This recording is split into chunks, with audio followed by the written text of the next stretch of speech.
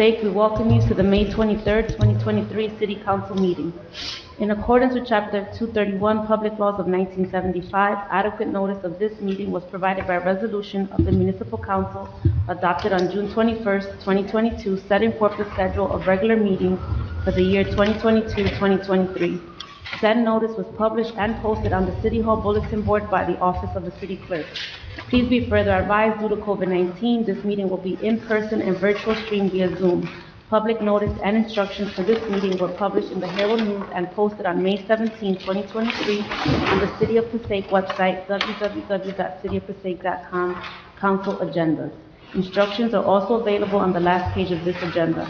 Please be guided accordingly. Roll call, please. Councilman Monk? Present. Councilwoman Mello? Present. Councilman Schwartz? Present. Councilman Garcia? Present. And Council President Sher. Present. Shall we all please rise? Heavenly Father, we want to thank you, Lord, for allowing us to meet this evening, Lord. Lord, we present to you this agenda that has been set before us, Lord, and we ask you to please guide the governing body so we can make the proper decisions this evening. Lord, we also ask for a special prayer, Lord, for the mayor and his family, Lord, as they're going through a very tough time, Lord, with the loss of their loved one. We ask them you may comfort them and give them the peace that they need at this very time, Lord. In your beloved name we pray. Amen. Amen. I pledge allegiance to the flag of the United States of The America, United States of America, to the republic to the republic, which stands one nation, under God, indivisible, with liberty and justice for all. A few notes for the council, but first and foremost, on behalf of the City Council, and I know the residents and citizens of this great municipality, we extend our sincere sympathies to Mayor Laura and his family at the loss of his brother. A few notes for the general public. Number one, you will notice that you are looking at a blank screen. We're told that there is a computer glitch somehow, somewhere, and given my technological expertise, I would not dare to say where or how, but we are trying to get it fixed. The audio, however, is working 100%, so we can hear you, and we hope that you can hear us. As the clerk noted, all of the background materials for tonight's meeting, including an updated agenda, are available on the city's website. We invite you to review the website and look and see about items that are of interest to you. All background material that the council has received has been made available to you on the website as well. At this point, with the council's permission, Mayor Laura, did you wish to make an update? Yes. Please. Council President, members of the City Council. Thank you, Council President, members of the City Council. Just for confirmation purposes, before we get started, I'd like to ask our visual coordinator, Renee, are they able to see the screen with all of the council members? Yes, so they have the same. So they are able to see that. Thank you. I just wanted to make sure our council president was aware that that update occurred. So the people at home are able to see the screen. Thank you, Council President, that was updated. So they can see the screen, They but can we see the cannot? screen and audio. Okay. We were able to address that. Members of the City of Passaic, first allow me to formally congratulate Councilwoman-elect Maritza Colon Montañez, who is present here, and I believe we had done so in the previous meeting, but we want to congratulate and acknowledge re-elected council members Chaim Monk, Councilwoman Tanya Mello, and Council President, as well as Councilman Gary Sher. We are blessed to have you guys back on, as well as the addition of Councilwoman-elect Maritza Colon Montañez. I would like to share that on May 16th, Council President, we had Fire Department a promotional ceremony where Captain James Coves, Provisional Battalion Chief, Damian Polisfi, and Captain Jacob Herniak were promoted to the rank of Battalion Chief. Lieutenant Stephen Neestet and Robert Neeson were promoted to the rank of Provisional Fire Captain, and Firefighter Lennon Gomez and Firefighter Michael Zagarsky were promoted to the rank of Fire Lieutenant. May 15th through the 19th, the City of Passaic celebrated National Bike to Work Week. Many members of our Passaic Recreation Department participated in the Bike to Work Week, as did many employees. Through a collaborative effort with the County of Passaic, you will see markings for additional bike lanes added throughout the city. They are intended for use with bikes. Presently, they are being utilized as an addition or an additional lane, but we're working on that through our police department, car lane. On Sunday, May 21st, there was the annual family bike ride at 3rd Ward Memorial Park for ages 5 and up, and families participated in that. Every Wednesday, there's free blood pressure and screenings located at our WIC building from 1 p.m. to 7:30 p.m. And every Wednesday, we continue with testings and vaccines for those who choose to participate. We had some postponements. Council President, members of the City Council, our Stand Down Veterans Resource event, as well as our Armed Forces Day, were postponed due to weather conditions this weekend. There was rain and storms, so we postponed them. The May 13th event for Stand Down will now take place June 24th, and our Passaic Armed Services Day was postponed from May 20th to a date that will be announced. The reason I share that is it is a unique initiative that we were going to do. It was the very first time that we were going to honor all of the members of our armed services. We were going to receive them at Armory Park after they participated in a bus tour around the city, and they were going to be welcomed back home, much how many of our veterans, young men and women who served overseas, would be received back home. We had a day full of events, as well as a flag football game that was scheduled. It was an Army versus Navy flag football game. The weather did not allow, but we will reschedule. As of right now, we believe we are the only municipality that is actually moving forward with this initiative, Armed Services Day. So we're very excited, and for the date to be announced, we encourage anyone who wishes to participate, including our police officers, our firefighters, civilians, or anyone else. We believe that Council President Scheer was the starting quarterback in his high school team, so if you can come back out and play, we would love to see some of that. That rumor can't be confirmed, Mayor. That can neither be confirmed or denied, understood. May 24th to 25th, our New Jersey State Police SORA Certification Security Guard 2-day training. We continue providing certifications and license training for the residents of the City of Passaic, utilizing grants that we receive through our Community Development Block Grant federal funding in order to ensure that we have job training, employment opportunities, and these services have continued throughout the years. So we want to announce them, Council President and members of the City Council. On Monday, May 29th, we will also have our Memorial Day Parade and Ceremony. It begins on Highland and Lexington and goes to Armory Park as we do each year. I invite everyone who doesn't come every year to please come out, and those of you who do are very familiar with the fact that we all learned to wear sneakers because Councilman Schwartz, who wore a suit every year, or slacks, was the only one that was wise enough to wear sneakers. After we would all walk them in shoes, we all started picking up that that was a much more pragmatic approach. So come out and walk with us. On Friday, June 2nd, we'll have our annual golf outing event from 8 to 3 p.m. at Crystal Springs Resort. As well as on Friday, June 3rd, we have our Recreation Free Fishing Father's Day event.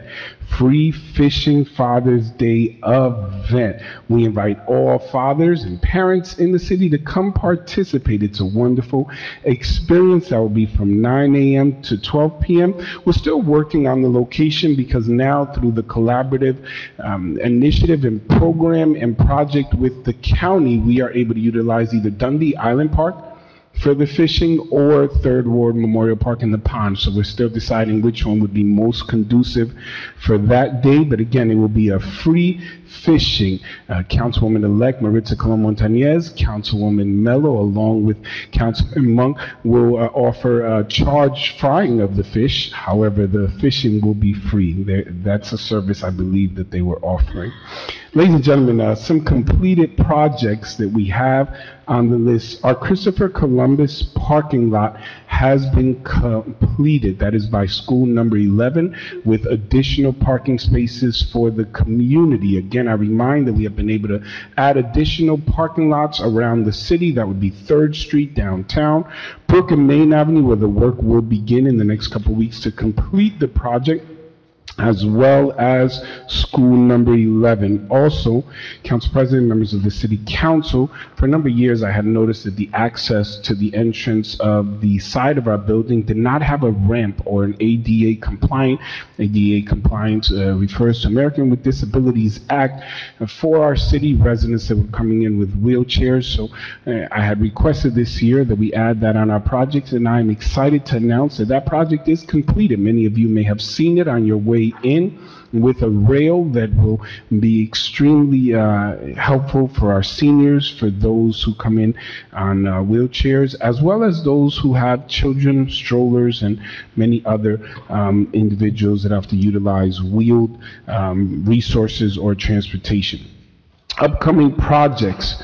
Our ice skating rink, as of today, has the tables and chairs already set up. That has become an extremely popular addition and amenity to our 3rd Ward Memorial Park by the Boathouse. These outdoor tables with umbrellas and seatings allow for additional space for residents that want to picnic or eat outside or just go out with the family, especially during these wonderful spring and summer months. And our spray pads will be ready and open for the holiday weekend by Saturday. The rubberized surfacing have been repaired. As you imagine, they endure some wear and tear over the years, so we make sure to readdress this.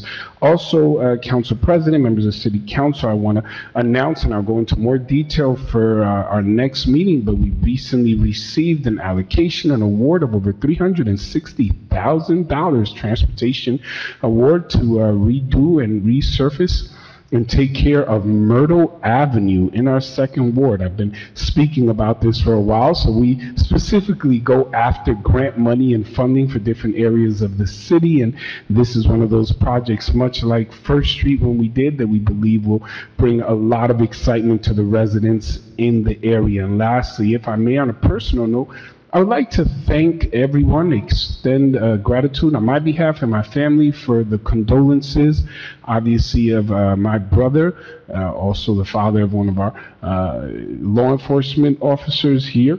We want to thank you for all of the well wishes, for all of the notes and the messages.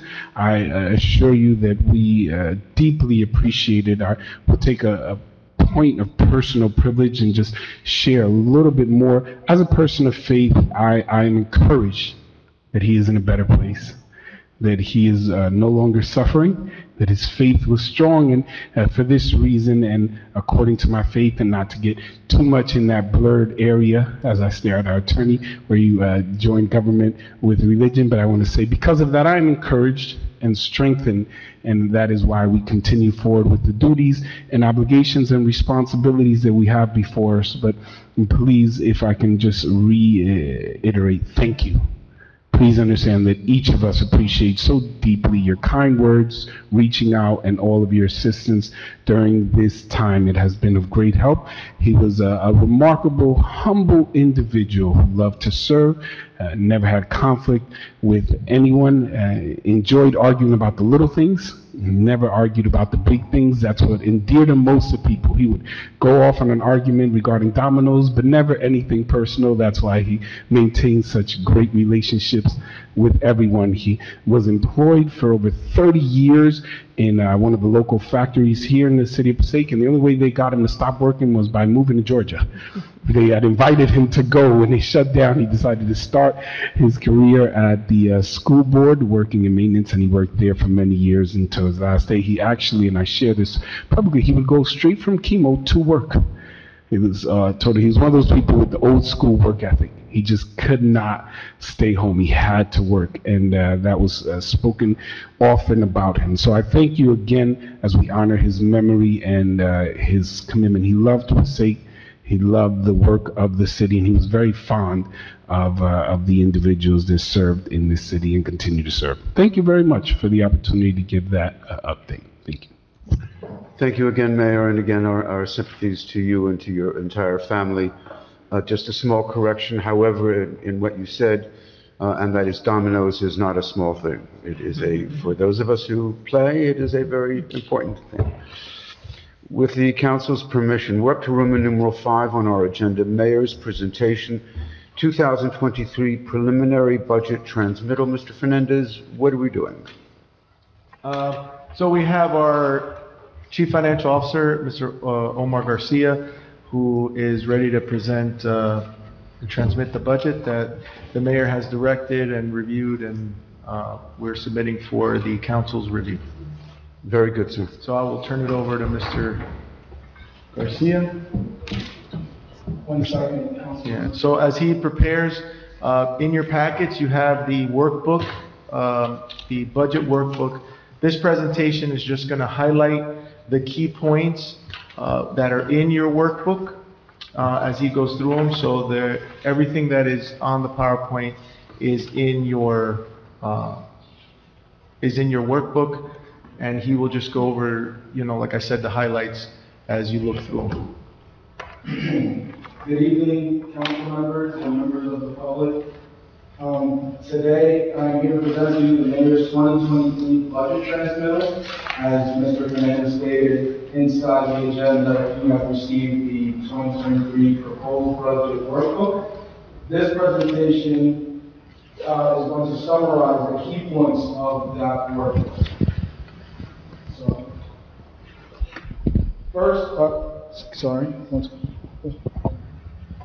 First, just a quick explanation. What is a budget? Well, the budget is the outline of how the city intends to spend its funds during the calendar year in order to provide the necessary services for its residents. The budget is broken up into appropriations, which are expenses broken down by departmental salaries and other expenses, deferred charges and statutory expenses, capital improvements, and debt service. I'll get into those in a future slide. And it's also made up of revenue, which is income, and it's broken down by fund balance, miscellaneous revenue, receipt from delinquent taxes, and amount to be raised by taxes. Some may also ask, how is the budget prepared? Well, the budget starts down at the department or departmental level. So the department or division submits a request dependent on budgetary needs. The administrator and the CFO, myself, review the request with the mayor. The administrator, CFO, then have meetings with the department heads to convey the mayor's approval and or denial of said request. Once those requests are finalized, the mayor's administration transmit the budget to the council. That is what we're doing tonight. After tonight's meeting, the council will go on to review this proposed budget, and then at a future meeting, introduce the budget. After the budget is introduced, there will be at a subsequent meeting, a public hearing where members of the public can speak on the budget, and subsequently an adoption of the budget. So now, this proposed budget that you have in front of you. So, again, as I spoke about appropriations are what the city anticipates spending for its day-to-day operations. The total proposed appropriations for 2023 is $108,151,089. So, what are the significant changes in appropriation from last year to this year? So first, we have salaries increased $1,108,950, and that's due to contractual increases of employees. That's 2.31% increase from 2022. Liability and workers' compensation insurance increased $417,000 due to an increase in premiums set by the Joint Insurance Fund. Pension contributions, which are set by the state of New Jersey, increased $1,214,167. That's an 8.92% for the public employees retirement system and an 11.32% for the police and fire retirement system. Sewer utility deficit increased $963,008 as a result of contractual increases of the sewer maintenance contract and sewer charges.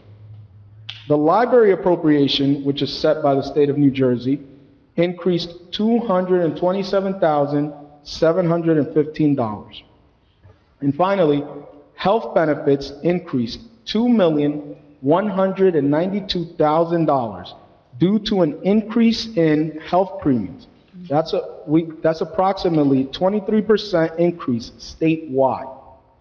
Now, we'd like to note, all increases above were set by either contracts or other governmental agencies. Now, I'm just going to expand a bit on the health benefits. In September of 2022, the State Health Benefit Commission approved a nearly 23% rate increase for the 2023 Health Benefit Program Plan year. For the city of Passaic, this represents approximately $2,192,000 in increased costs for employee health premiums. The city will be using $2 million from our reserves to offset the 2023 increase. Therefore, the net increase for health benefits in the 2023 proposed budget will only be $192,000. Now, we'd like to make a note that if health benefit costs do not decrease significantly in the next years, future budgets will have to bear this substantial increase. Now, I have before you just a breakdown of the budget by those categories that I spoke about at the beginning of the presentation. So, we have salary and wages, which make up $49,075,950 of the total budget. Other expenses, which include the health benefits that I spoke about and the insurance, it make up $37,892,993. Deferred charges, which are comprised of pension, it make up $15,739,146. Debt service, which are the repayment of debt, make up $2,093,000. Capital improvements make up $1,700,000, and the reserve for uncollected taxes, which is a statutory appropriation, make up $1,650,000. Now, I just mentioned debt service, and I also have a chart for everyone's viewing on the annual debt service over the next 15 years. So pretty much, as you can see, we won't see any big drop-off on debt service until the year 2030. That's when one of our big bonds get paid back off. Also a note, as of December 31st, 2022, the city has outstanding debt of $18,218,977 with the remaining borrowing power of $137,525,802. So that was the appropriations. Now these are the revenues. And revenues are how the city funds these appropriations that we just spoke about. So again, revenue or income is broken down by fund balance, miscellaneous revenue, grants, receipts of delinquent taxes from previous years, and amount to be raised by taxes. So, what are the significant changes in revenue from last year to this year? The city will be utilizing $5,321,000 in fund balance, which is an increase of $781,000 from the previous year. There's also an increase in the amount to be raised by taxes of $3,143,725. That's a 4.5% increase from the prior year tax levy. The city will also be utilizing $654,421 in municipal relief funds. These are a one-time aid provided by the state of New Jersey.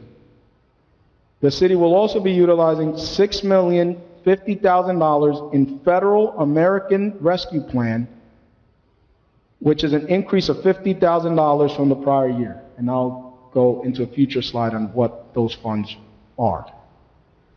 Now, similar to the breakdown of the appropriation or expenses, this is a breakdown of our revenue. So we have miscellaneous revenue, which comprises $23,681,710 of the total budget. We have American Rescue Plan of $6,050,000. We have receipt from delinquent taxes of $105,271. We have amount to be raised by taxes of $72,993,108. And we have surplus anticipated of $5,321,000. So taxes. The estimated impact of the proposed tax levy we just discussed is 4%. What does that mean? Well, I'll break it down. The average home in the city of Passaic is assessed at $275,000. That's the assessed value on the tax assessor's records. What that means is based on this proposed budget, the 2023 average municipal tax bill would be $6,792. The 2022 average municipal tax bill was $6,531. That would represent an increase of $261 or 4%. That would be about $21.75 increase per month. Now, we'd like to note the increased assessed valuation of approximately $14.5 million allowed us to limit the impact of the tax rate to only 4%. Now, the American Rescue Plan Act, the ARP funds that I mentioned in a previous slide, municipal governments receive funds through the ARP Act to offset the negative economic impacts of the COVID-19 pandemic. The total allotment for the city of Passaic was $31,131,607. All funds must be encumbered by December 31st, 2024, by the end of next year. To date, the city proposes to use $21.9 million of that total funding, of the total allotment for revenue loss, overtime, and salaries due to the COVID-19 pandemic from 2021 through 2024. The remaining allotment has been and will be used for various COVID-19 mitigation efforts and sewer infrastructure projects. As mentioned before, the proposed utilization of ARP funds in the 2023 budget is $6,050,000. Now, this concludes my presentation. I thank the council and the members of the public for their time and attention. Thank you very much. Mr. Fernandez, council acknowledges a receipt and a motion. Is that correct? That is correct, Council President. Then the council has opportunity to review it for an introduction at sometime in next month's, one of the next month's meetings. And when can the council look forward to the full budget proposal? The full booklet, you can have it for the next meeting, correct, Omar? Very good. Councilman Monk. Thank you.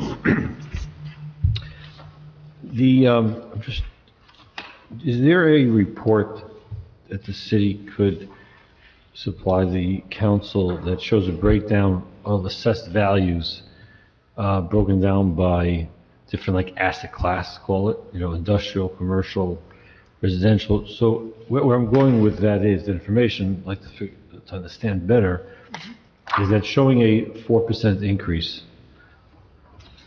or 4.5%. I mean, the total raise from taxes actually is showing 4.5%.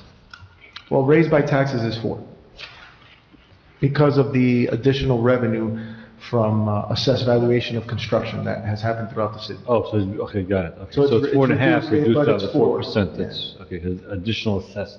Of additional assessment. assessed value that was added allowed that 4.5 impact to only be Right. 4. So does that mean that there's a 4% increase straight across the board for every type of property, commercial, industrial, residential? Or that each asset class has different valuations and the millage rate, based on millage rate, there'll be a different percentage increase based on the type of property? I'm sorry, I lost the last section. Or is that there's the millage rate, because of each asset class is assessed differently, the increase, exact percent increase will change, will be different across, with the type of asset that it is. In other words, that commercial might go up 5%, residential might go up 4%, or is it a straight line increase straight across the board? So my understanding is that, go ahead, go ahead, you answer the question, I don't want to. Council member, yes, it would be straight across the board because it would be an increase of 4% to the tax rate, and that same tax rate is applied against all classes. So it's a 4% increase to the millage rate, right? So the millage rate changes by 4%. And so and then we have the same millage rate for every type of property, I would imagine, right? It's one millage rate for everybody, right? Yeah, so we do it on basically whatever the tax rate comes in from the county. So for example, council member, the proposed tax rate, like for example, in the estimated tax resolution that was passed at the last council meeting, for example, was a 3.992%. That percentage is applied, same percentage is applied to all classes Across the based board. across the board based on their assessed valuations. Okay, understood. And the key term here is assessed, right? Because some of you look at the number at 275 and are like, well, my house is worth a lot more than that. Remember that there's a ratio. Right. So that 275 of our assessed value may mean closer to about 500,000, right? Just so you keep it based on the ratio, so you get an idea of what that is, because our assessed ratio is lower than the market, which then lowers that 275 of value. Okay. Is there a report available that shows the amount, how many properties are per asset class? Yeah, so the tax assessor has everything broken down by class. By class. Right. So in our Mod 4 tax system, it breaks it down. You won't get, 30 units of this or 20 units, it'll be whatever the class is, right? So it'll be, a 4C class could be multifamily, and that would be just a number of multifamilies. Okay, the other question I have is, looking forward, 1 year, 2 years, right? There's, as you mentioned, there was a huge increase in insurance, right? Yes. So the bulk of that is being offset by certain revenue, certain funds that the city has available, right? Right, so the health benefits are covered through the health reserve, which can only be used for that purpose.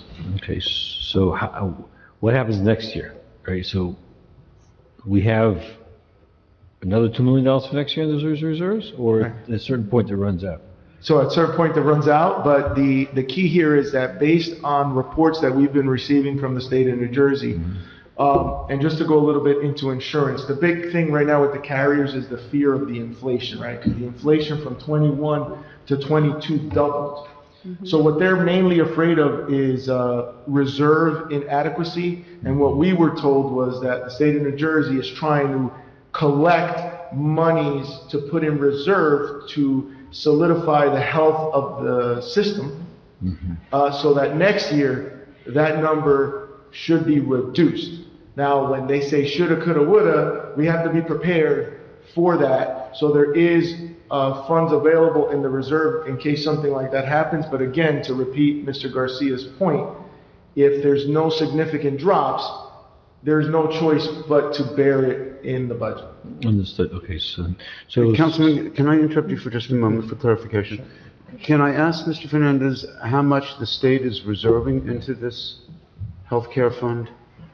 Oh, it's in the billions. I don't know the exact number. But the system, Horizon Blue Cross or whatever, was collecting this for their reserves. They were short, and they anticipated, because of the impacts that everybody's feeling, which you see here before you at this presentation, they needed to fill up those reserves, and that once that stabilizes, that next year it should be reduced. We don't know what that number will end up next year, but we're hoping it's nowhere near that 23%. Because normally before this, the average was around 4 to 5. And we went from a 4 to 5% increase to a 23% increase. Just so everybody gets a feeling of what those numbers are. I'll reserve comment in terms of the whole Horizon deal. Councilman Monk, you have the floor. Thank you. And then there's the other bucket of funding with the COVID, due to COVID. There was a number of 21 million or so, and we're using around 2/3 of those funds. So what does that look like, looking at next year? So the last of it is for next year.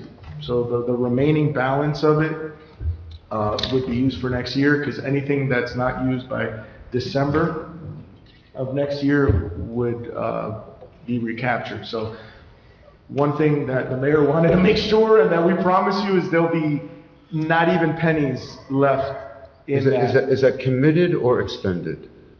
So it's committed, but the discussions the mayor was having with us is that those items that may have an issue being committed would be wrapped into the rest of the budget proposal for next year. So all those funds really went to extras, nothing that is part of our regular budget, that when those funds run out, we're gonna be short. Was any of those funds covering day-to-day expenses that we have? Oh, yes. So if you use around 2/3 of $21 million, and so what is that gonna look like in a year or two? So just to maybe refresh the council's recollection, and what Omar stated, this was also due to revenue loss created by the COVID-19 pandemic. So as you look through the numbers, our numbers aren't pre-pandemic yet, right?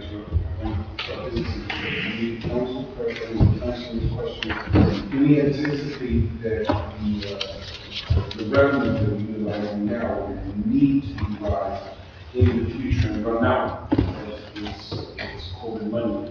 And even answer is no, because these were expenses that resulted directly because of COVID. So we would expect these increases. Is that what you're asking? Yes. Yeah, so to answer that question more directly is, we don't know until we get back to pre-COVID numbers. So there may be a need, if the revenue, for example, in the courts don't go up, that a portion of that still has to be used, has to be borne through our current budget after 2024. Because again, our numbers aren't back to the pre-pandemic. So very vague terms, if we have additional overtime because of COVID, we don't have the reasonable expectation that we have the same amount of overtime. Then Correct. less violations written because of COVID, because individuals were out because of COVID, we don't have a reasonable expectation that we're going to have less individuals out. If we had to cover services because we were down in staff. And all of these things, we don't have an expectation that will be repeated in the future. However, we need to be very conservative and very saying we don't know until those groups come back. Is there a report that the council could get that will show where all those COVID funds that we received, how they were expended? Is there like a button, a report you could just run that will show a line item exactly where all those funds went? You mean in the budget?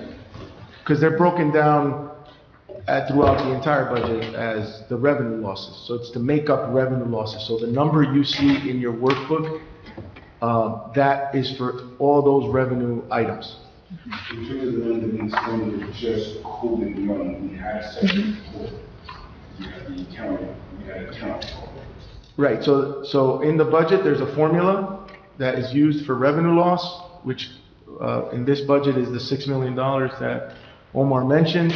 And then for each individual project, there's items that are actually, some of them which are listed for you this evening, such as the fire truck and the DPW equipment and things like that, which are in the workbook. So it's broken down by revenue and capital expenditures, which are every year in your workbook, it's in there. Okay, so how about a report that would show us what the revenue by department was prior to COVID and each year and what it is today?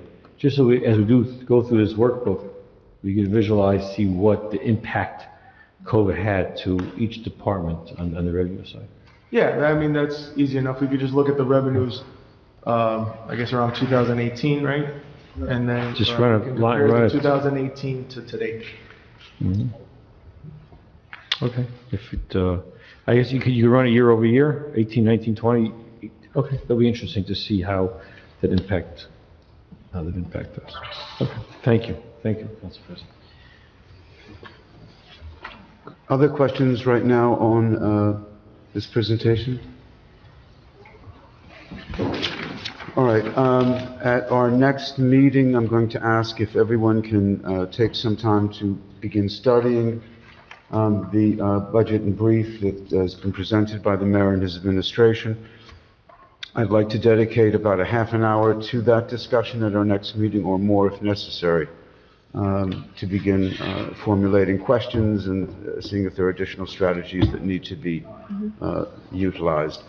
That being the case, as Mr. Fernandez shares with us, is required by law, the council must note its receipt of the preliminary budget transmittal for the year 2023.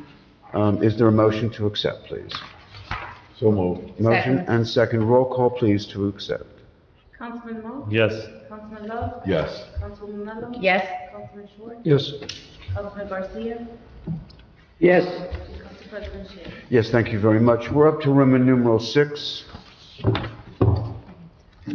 We're up to Roman numeral 6 on our agenda tonight, and that is approval of the March 21st, 2023 City Council meetings. Are there any changes or modifications that need to be applied to the minutes as presented? Seeing no lights at this time, is there a motion, please, to accept the minutes of March 21? So moved. Motion? Second. And second, thank you. Roll call, please. Councilman Mo? Yes. Councilman Love? Yes. Councilwoman Mello? Yes. Councilman Short? Yes. Councilman Garcia? Yes. And Council President Shay? Yes, thank you very much. Ladies and gentlemen, in just a moment, I will read the official statement that precedes the hearing of citizens. Before I do so, let me share with you the call-in number. If you would like to speak with the council and the mayor, and that number is 929-436-2866. That's 929-436-2866. And enter the meeting ID number 898-9261-2341. That's 898-9261-2341. And please press *9. Hearing of citizens, Roman numeral 7 on our agenda this evening. In accordance with the Open Public Meetings Act, NJSA 10:4-1 et sec., the council opens every public meeting for comments of the public. However, in accordance with NJSA 10:4-12, nothing in this act shall be construed to limit the discretion of a public body to permit, prohibit, or regulate the active participation at any meeting. Excuse me. Therefore, please be advised that the council will not entertain any comments from persons who communicate obscene material, make statements which are considered bias intimidation, in which a person intends to intimidate any individual or group because of race, color, religion, gender, handicap, sexual orientation, or ethnicity, or makes comments intending to harass or speak any offensive language. The person who makes these statements will relinquish their allotted 5 minutes for public discussion.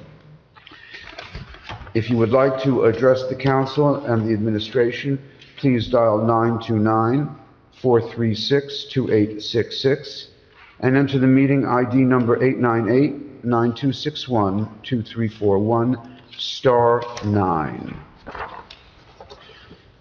Madam Clerk, is there anyone on the... Yes, I believe we have Mr. Wolf. Very good. Mr. Wolf. Hi, good evening, Council President. Good evening, Council. Do you hear me? Yes, can we have your name, please, for the record? My name is Yosef Wolf. I live on 71 Spring Street in Passaic.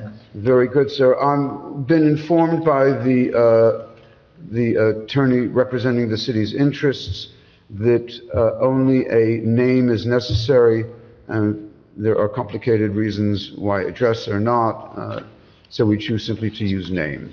So your name is sufficient. Mr. Wolf, the floor is yours. I appreciate that. I actually was wondering that in the past, and I appreciate that clarification. Yes, sir. Okay, I want to ask, the school budget this year resulted in a slight increase in the assessment from the school to the city. At least the properties in the city, I don't know if it's 4 billion value of properties in the city, and the average house is going to pay, they say, between $35 and $70 more. In the past, this council, and I specifically want to mention re-elected council member Chaim Monk, when it came time for new projects in the city and the pilot programs would pull away funding from the schools and from the county, and the presenter, Mr. Fernandez, would say, you know, the city is getting, you know, basically what they were always getting. And I'm wondering today, looking at the budget, I didn't get a chance to really delve into it, but the capex, the money that the reserves that the city have, that the school system has gone down from $10 million to a few $100,000. The funding from the state basically stayed the same. Mr. Wolf, I'm going to freeze your time for just a moment.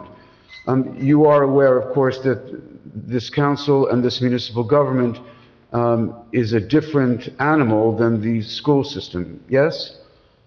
Correct, yes, but... Okay, the reason I stress that to you is obviously I don't think there's anyone in this room who can consider themselves to be an expert on the school budget.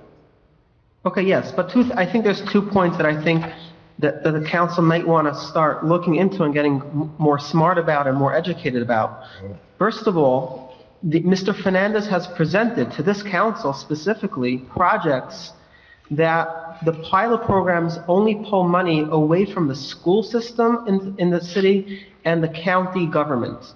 And I'm asking today, would you reconsider taking... If you see that the school's starting to need more money because the school enrollment's going up and the school and the funding from the state is kind of staying at and is not growing at the same pace as expenses.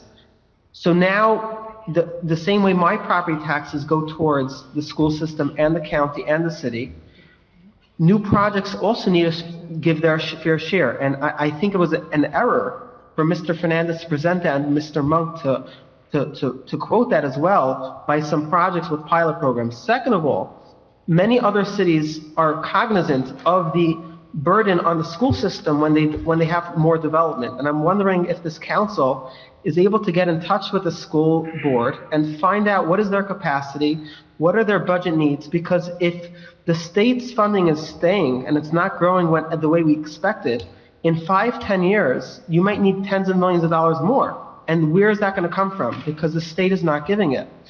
Third of all, the city is a disadvantaged district. And that is because Passaic has old housing and Passaic has housing that's not developed, even though we're close to New York City. And as the city gets more developed, let's just say just for argument's sake, 90% of the city is disadvantaged. They're poor people. They're people who can use a little help. If the city's new development is going to bring in wealthier people or people of higher means, because when you have a brand new building, you want better tenants and tenants that pay more money, what's going to happen if that ratio of people with means to not means, what if it changes a little bit and all of a sudden 85% of the city is disadvantaged or 80%, and the state's going to say, 1 second, you don't deserve this money that we're giving you. You have to start coming up with your own taxes. Who's going to kick in all that money? The development doesn't pay for it.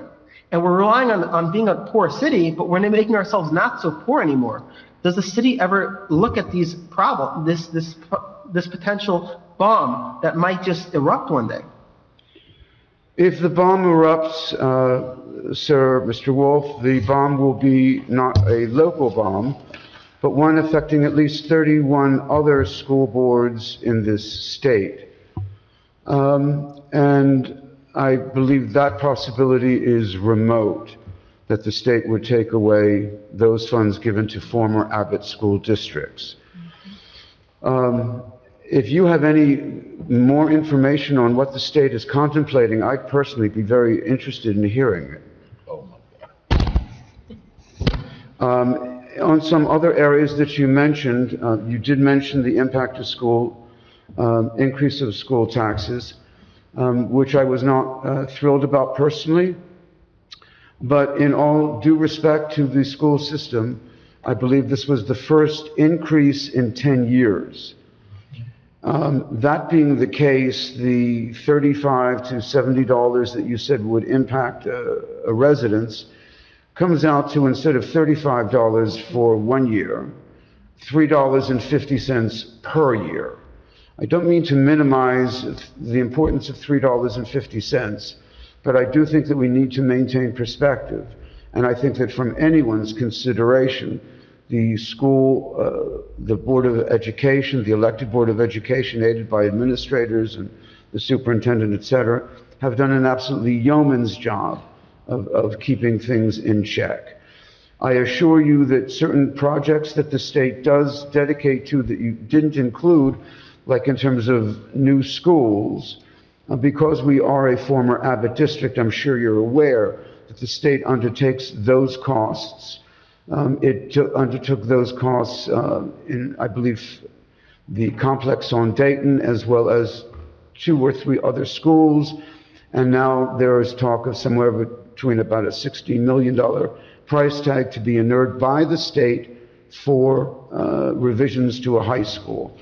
So appreciating your time and your insights are always very interesting. And again, I would personally be fascinated to know what else is coming from Trenton. I only have, with the budget season going on, I'm only there 3 days a week, so I'm sure there are things that I'm missing. Is there anyone else who wishes to address us, Madam Clerk? Yes, sir. We have Steve Seclosi on the line. Yes, please.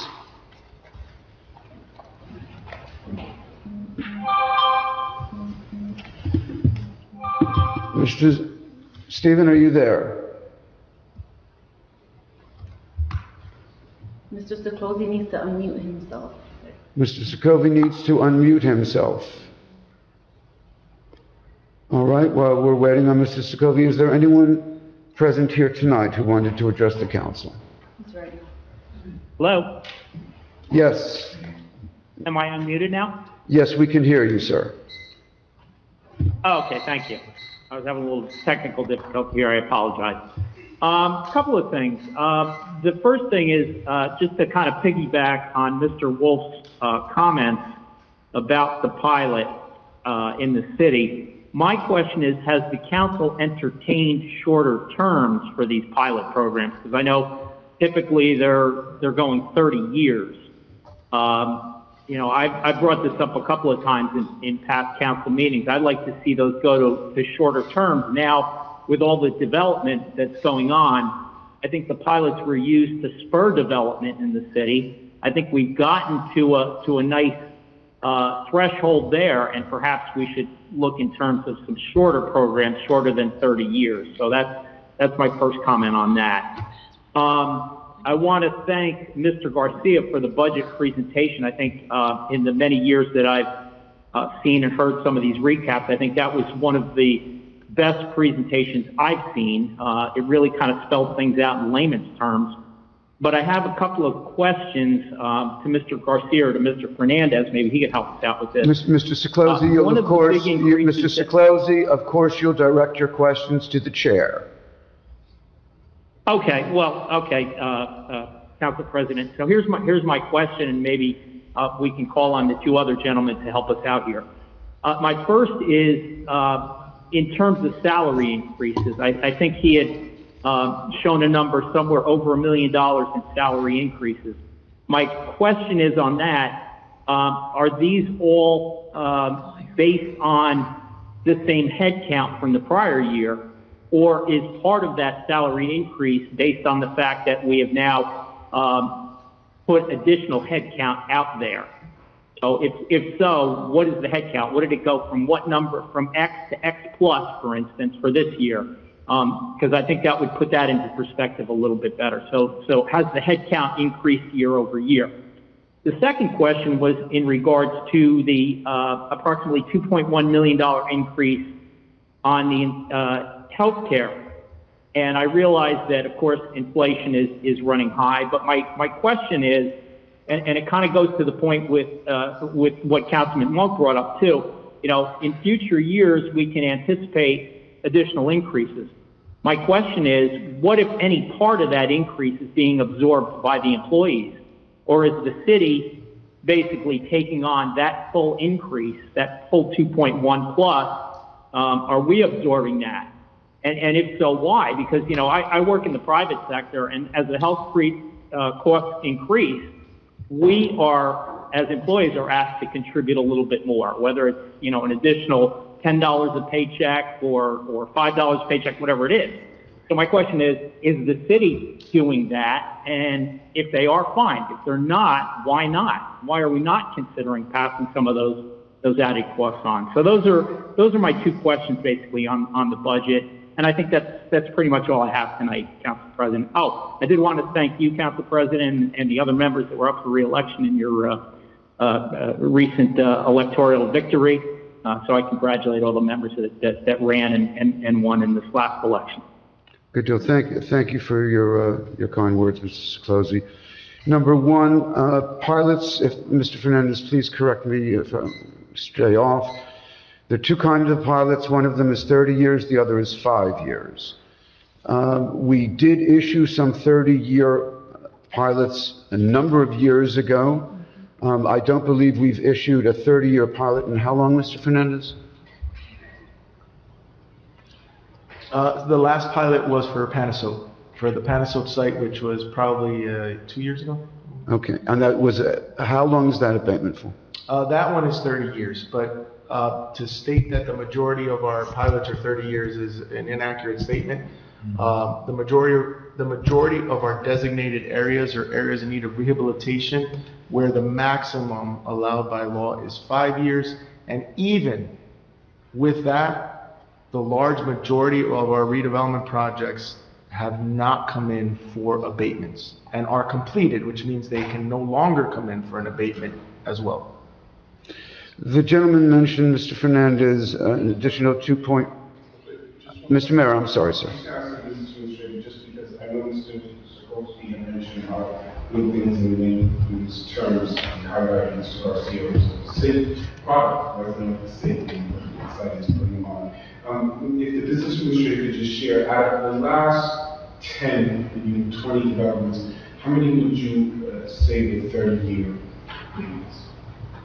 Out of the last 10, the only one that's coming for an abatement is Passaic. One out of the last 10. That's correct. Just want to make sure that there's some context, because the majority of them have been 30, the exact opposite. The majority have not been. And just make sure that's correct. Thank you. Mr. Fernandez, the gentleman mentioned concerns about continuing health care increases, and can't we simply sit down with employees of the city and work it out? So to answer that question is the employees have a contribution that is required for their health benefits. The maximum is 35% portion, and it's all based on their salary. So as their salary goes up, so does their contribution for health benefits. The city of Passaic has continued within those contracts to maintain that number, where a lot of other municipalities have negotiated out that number. We've actually stayed steady and continued the share between employees and the city of Passaic. Aren't there also issues in terms of collective bargaining? 100%, and that's what I'm trying to get at, and thank you if I was unclear. During collective bargaining, the employees' representation tries to limit that payment or that portion, and we stood clear that we want to be helpful. The mayor wants to make sure that the employees make a living wage and that they come to work in a good place, but that share remains to keep our budget steady and continuing to provide them the ability to come to work in a safe and good environment. And the last question I believe the gentleman asked was in terms of number of employees, if one would compare year to year. It's pretty much status quo, as the council may recall. We've had these conversations. It's a moving target. Some retire, some are brought in. The mayor has been very conservative with his direction on the rehiring process during the pandemic. So if anything, you may see the numbers a bit lower than they were pre-pandemic for sure. Right. I think most of us would concur that the economic difficulties that everyone is encountering on a family level, on a neighborhood, municipality, county, whatever, we are not going to get ourselves out of this by nickel and dime. Right? But a broader policy needs to be implemented. Anyone else like to address the council? Mr. Conoscenti.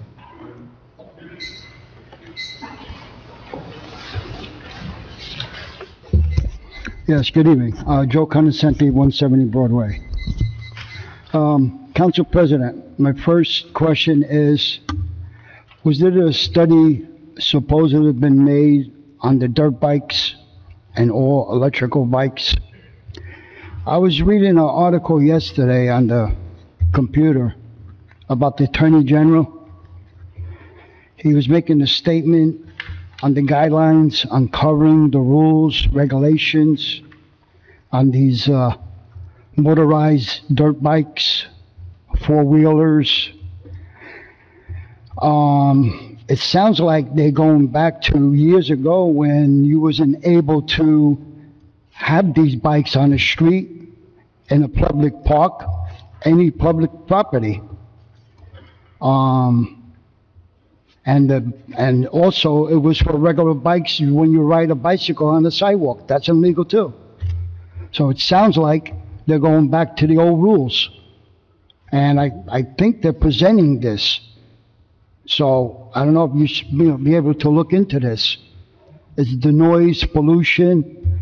They have a whole listing of what the governor's, the attorney generals are going to do with this. My next question is, the intersection on Paulson and Howe Avenue. I would like to see the yellow lines being painted on the corners, because the cars, they really come out to the intersection, most of them. My other question, Council President, to the chief, if he has an update on the illegal vendors, the summonses or the tickets or fines that was given out, if any. My next question that I have is, I was down by the park the other day, by Third Ward Park on Passaic Avenue. You have a Medal of Honor monument, and next to that you have a Jewish monument. So what I notice is that they have two trees, one on each side. One of them is rotting. It's all rotted out. I would like to see that replaced. Those are my questions tonight. Okay, thank you. You asked about the Attorney General's office, Mr. Conoscenti. I think that everyone in the state recognizes that we look to the Attorney General for direction in matters of compliance, etc. But he talks to us, right, our input is obviously limited as a municipality, and what he and his colleagues in the department conclude is something that the chief and the department here, the police department, follows. So whatever he's decided on dirt bikes, I don't know. I'm sure that our legal counsel, as well as our chief, and of course Mr. Fernandez, and of course the mayor, are up to date on this, and when anything definitive comes out, I'm sure that we'll hear about Just it. came out yesterday. And we can't make the Attorney General listen, Mr. Conosante. That's not one of the things that we were voted in to do. In terms of a yellow striping on Paulison and Howe, I'm sure we'll try to put it on the list so that when our people are out there painting the strip, that this is included also. Update on vendors. Chief, I know this was brought up before.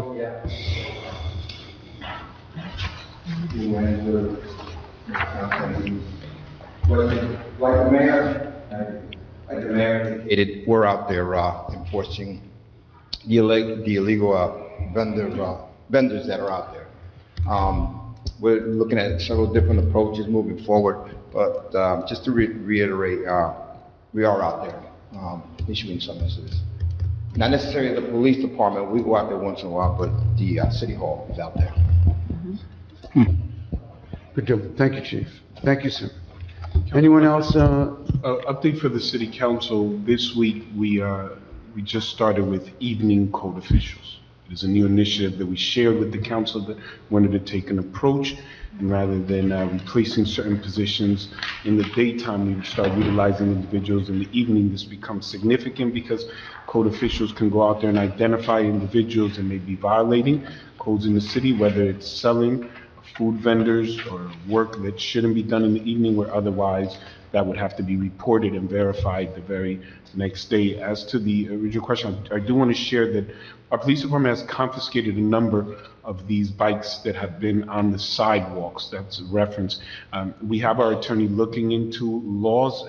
If I'm correct, and I would have it verified, obviously, but I know the Attorney General determines the direction which law enforcement will approach laws, but laws are created through the legislative branch of government on the state. So in terms of any additional laws that may prohibit the use of items that can legally be purchased, I would look to the work that happens in that branch. But I will share this, that not only have these vehicles been confiscated, taken off of the streets, but we are exploring opportunities that we can be stricter in terms of how they are gassed in the city. We have mentioned it in previous meetings, whether or not we can require that these vehicles cannot be gassed while they're being used, meaning you would have to transport them on a lift to the gas station. Why that's significant, it may be enough of a deterrent to say, I don't want to be in the city with them.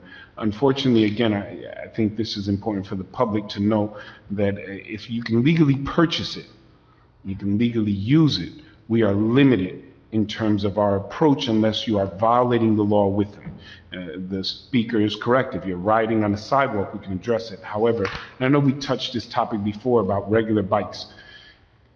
That depends on who's using it. We do not require 5-year-olds on bikes to ride on the street. Obviously, there's an expectation that a 5-year-old might ride on the sidewalk, the driveway. We do require adults to not primarily use the sidewalk. Our police officers are not going to stop someone who's riding onto the sidewalk to go home as they go up the driveway. So our police are aware, but I did want to highlight the work of the police department and the chief. We do have a number of these. Council President asked at the last meeting what we do with them. Depending on the actual vehicle, and we have one of our officers, Lieutenant Geary, who's actually here. I want to highlight her. She was able to take a few of these bikes off the street, literally have them confiscated. They were illegal, and one was identified as a stolen vehicle, and we can destroy them. We can utilize them for other operations that at the chief's discretion in terms of how they will approach it. But I wanted to make sure, and if I may, the chief, he was humble in not sharing some of the initiatives. Not only were they able to confiscate some of these, bring in individuals who may have stolen some, but recently through a collaborative effort. Most recently, the Passaic Police Department, under the direction of our chief, along with other agencies, federal and state, were able to arrest individuals who have been participating in stolen vehicle operations in our area and neighboring areas. Without going into details, I just wanted to highlight the work of our police department in these areas with vehicles. Thank you. Very good, sir. Thank you. Anyone else wish to address the council? No, sir, not on the Zoom. Very good. That being the case, is there a motion, please, to close public hearing? Second. Move to close for public meeting. Motion and second. Roll call, please. Councilman Monk? Yes. Councilman Love? Yes. Councilwoman Mello? Yes. Councilman Schwartz? Yes. Councilman Garcia? Yes. And Council President Sher. Yes, thank you. We're up to Roman numeral 8 on our agenda, ordinances for second and final reading. A hearing is required. Number 1, proposed ordinance 2396-23, an ordinance amending the designation of restricted parking for disabled persons by New Jersey license plate number. Is there a motion, please, to open public hearing? So move it. Motion Second. and second. Second. Councilman Monk? Yes. Councilman Love? Yes. Councilwoman Mello? Yes. Councilman Schwartz? Yes. Councilman Garcia? Yes. And Council President Sher. Yes, thank you, ladies and gentlemen. At this time, the council is deliberating proposed ordinance 2396. If you would like to call and give us your thoughts on the matter, you can do so by calling the number that I had referenced earlier in the meeting, and that number is 929-436-2866. Enter meeting ID number 898-9261-2341 and press 9. Do we have anyone who wishes to address the council on this item and this item only? No, sir. Seeing no hands, is there a motion, please, to close public hearing? Oh, Steve Secozy just raised his hand. This is to, I'm sorry? Steve Secozy. Steve Secozy. Mr. Secozy. For the park. Mr. Secozy, are you with us? Technical issue. Technical issue. Mr. Secozy, and if you can hear us and can't speak, we apologize. Just to let you know, the number of handicapped parking spaces restricted by license plate number as per ordinance is 406, and last ordinance was 406, no change. Okay, thank you. Is there anyone else who wishes to address the council on this item and this item only? No, sir. Seeing no hands, is there a motion, please, to close public hearing? Second. Move to close. Councilman Monk? Yes. Councilman Love? Yes. Councilwoman Mello? Yes. Councilman Schwartz? Yes. Councilman Garcia? Yes. And Council President Sher. Yes, on the ordinance, is there a maker, please? So, Second. Councilman Monk? Yes. Councilman Love? yes. Councilwoman Mello? Yes. Councilman Schwartz? Yes. Councilman Garcia? Yes. And Council President Sher. Yes, thank you. That was on the ordinance, correct, ma'am? Yes. Very good. Next, we have, please, proposed ordinance 2397-23, an ordinance amending to the City of Passaic towing and storage fee schedule ordinance. Is there a motion, please, to open public hearings? So move it. Motion, is there a second, please? Second. Motion and second. Roll call, please, to open public hearing.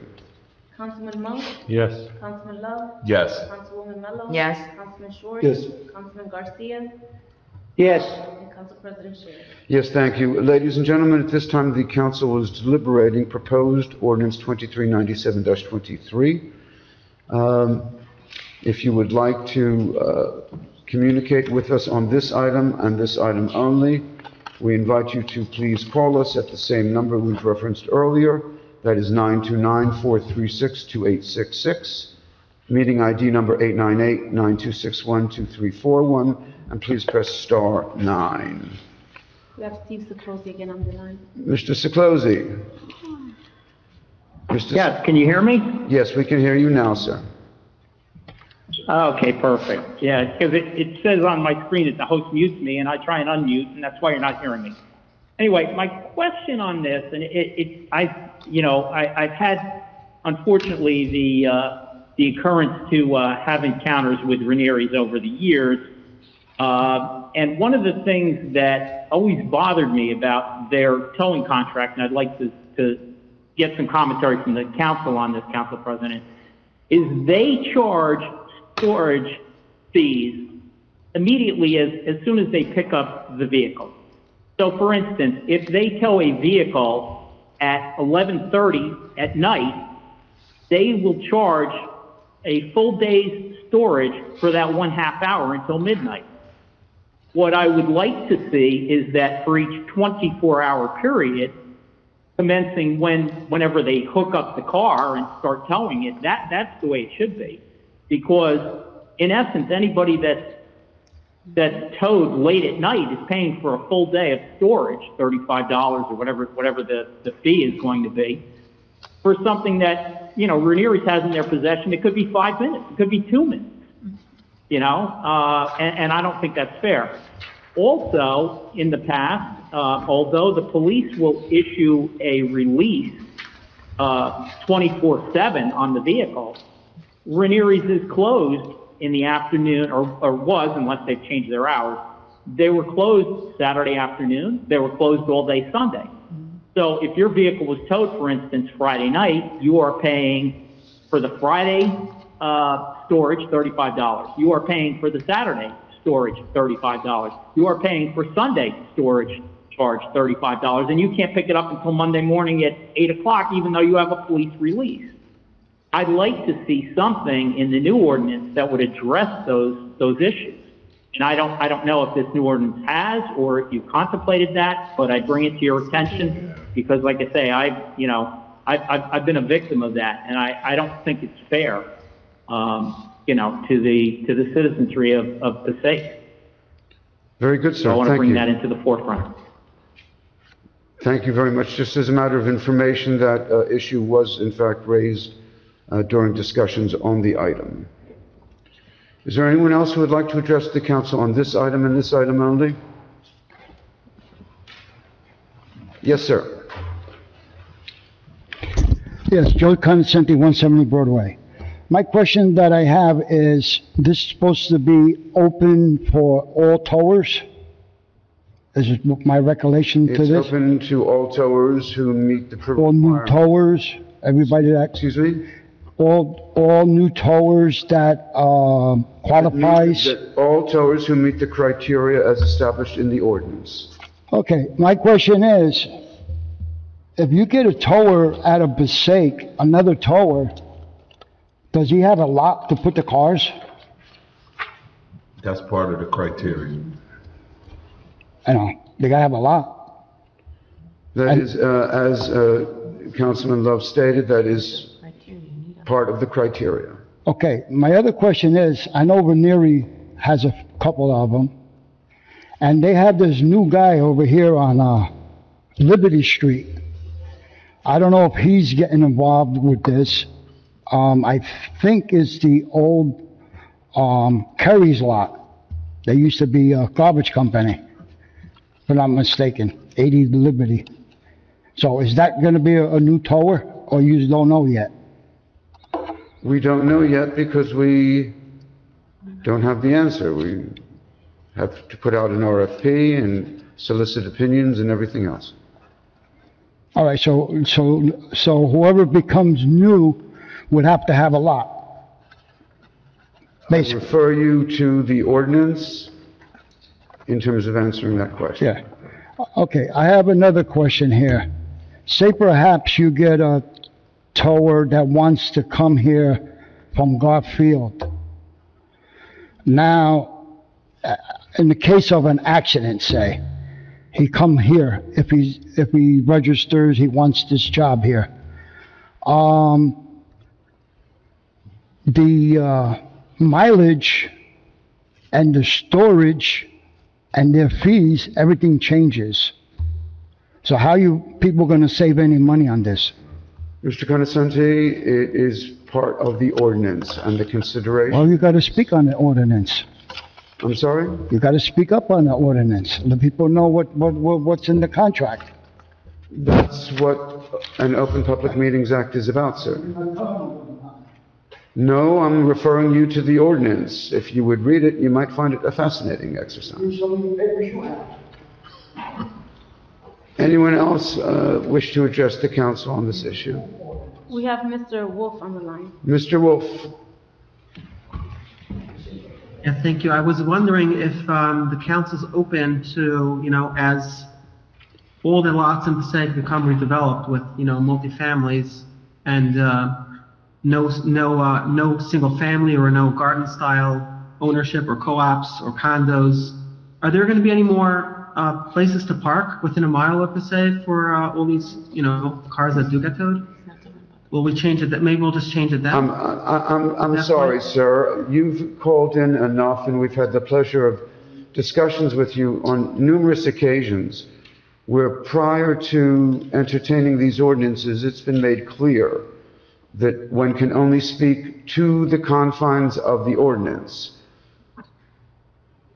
I Yes, don't the 1 think... mile requirements, yeah, are we going to update that as the lots in Passaic get redeveloped with no more, just multifamily housing?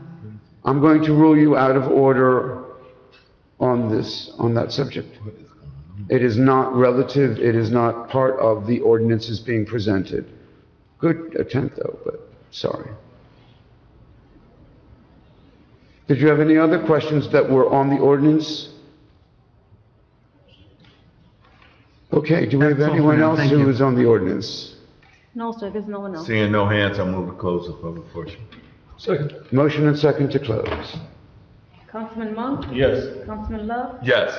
Councilman Mello? Yes. Councilman Schwartz? Yes. Councilman Garcia? Yes.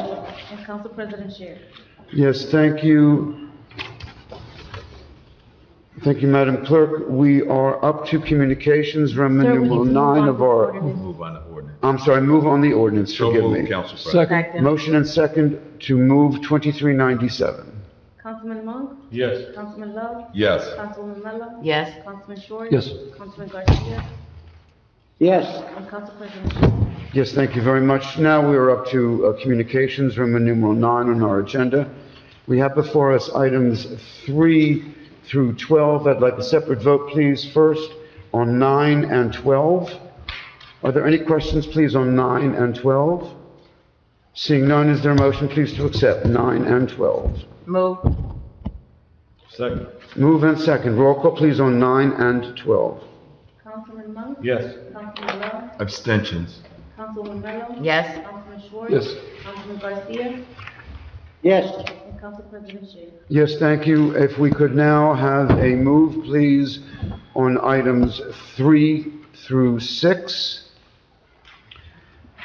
So moved, Council President. Bear with me just a moment, Okay. sir, if you wouldn't mind.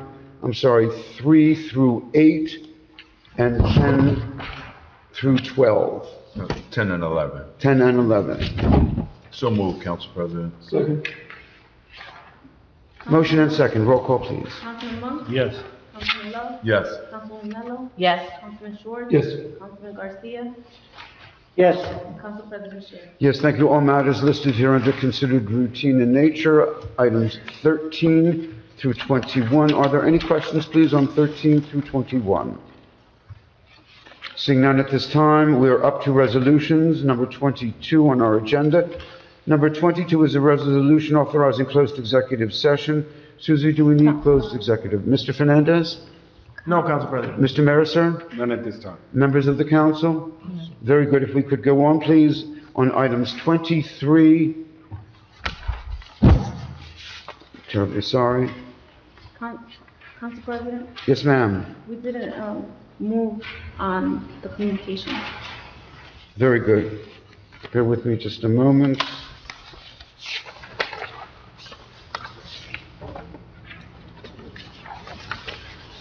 We did not move on communication? No, 13 through 21. I need a motion. in a Oh, I'm sorry.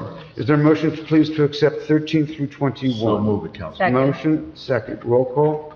Councilman Monk? Yes. Councilman Love? Yes. Councilwoman Mello? Yes. Councilman Schwartz? Yes. Councilman Garcia? Yes. And Council President Shay. Yes, thank you very much. If you'll bear with me just a moment, please.